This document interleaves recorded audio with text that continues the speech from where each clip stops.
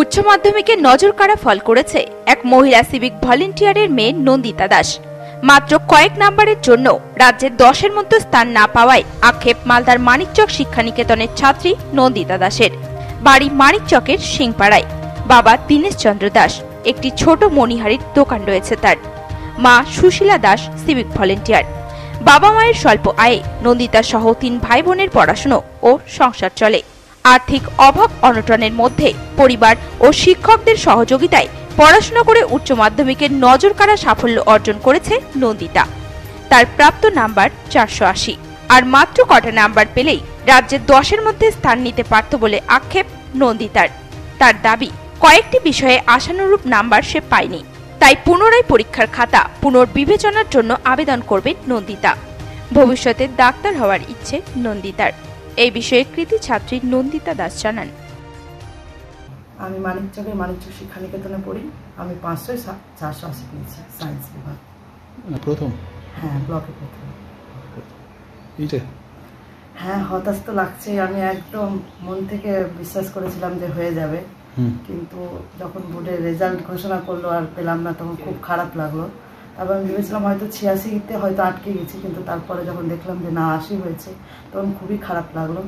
তো আমি যেগুলো সাবজেক্ট ভেবেছিলাম যে বাড়বে বা বেশি আসবে, ওগুলোতে কয়েকটা কম এসছে। একটু গড় মিল কিছু হয়েছে হয়তো, দেখা যাক। আমি রিভিউ করবো বলে ভাবছি, যদি কিছুটা বেড়ে যায়। অবস্থা বলতে আমরা 3 ভাই বোন, 3 জনেই এখন পড়াশোনার গণ্ডিতে আছি। তো আর বাড়ির ওইভাবে কোনো ইনকাম নেই বললেই চলে। আমার বাবার খুবই কম ইনকাম, মাসে হয়তো 5000ও যায় না। আর মা হচ্ছে সিভিল পুলিশ, ওনাকে অনেক এলো ডিউটি করতে হয়, রেগুলার ডিউটি তো আছেই। আর উনি আবার এসে আমাকে আমার পড়ার জন্য টাইম বের করেন, আবার নিজে ডিউটি করেন, বাড়ির কাজ করেন। অনেক সময় আমাকেও এঙ্গেজ হতে হয় বাড়ির কাজে। অনেকটা মা বাবা সাপোর্ট করেন অনেক, কিন্তু যেহেতু এখন এত কম্পিটিশনের যুগ, এখন অনেকে অনেকগুলো টিউশন পড়ে, আমাদেরকেও পড়তে হচ্ছে সাবজেক্টের জন্য। কারণ এখন ওই যুগটাই চলে গেছে যে একজন স্যার দুটো পড়াচ্ছেন বা হ্যান ত্যান। তো 6-7টে টিউশন পড়তেই হচ্ছে সবাইকে।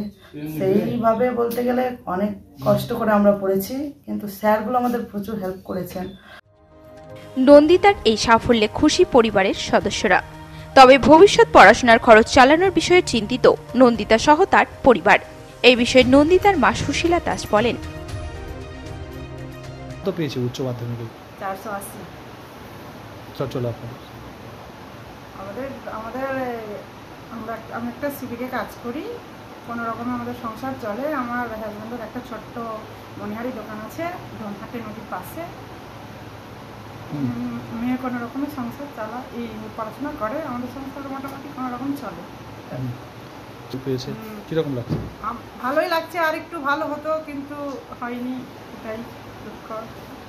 অনেক খারাপ লাগছে, একটু আর ভালো হলে 10-এর মধ্যে জায়গা হতো পশ্চিমবঙ্গে, ভালো লাগতো আরও। সবাই জানে যে আমাদের সিভিকের মাত্র অল্প বেতন, আর এখন পড়াশোনার পিছনে অনেকই খরচ। তো জানাই যায় সংসারে কত কষ্ট করে লেখাপড়া করতে হয়, 4টা-5টা টিউশনে পয়সা দিতে হয়। এটাই আমরা অনেকই কষ্ট করে মেয়েকে লেখাপড়া করাই।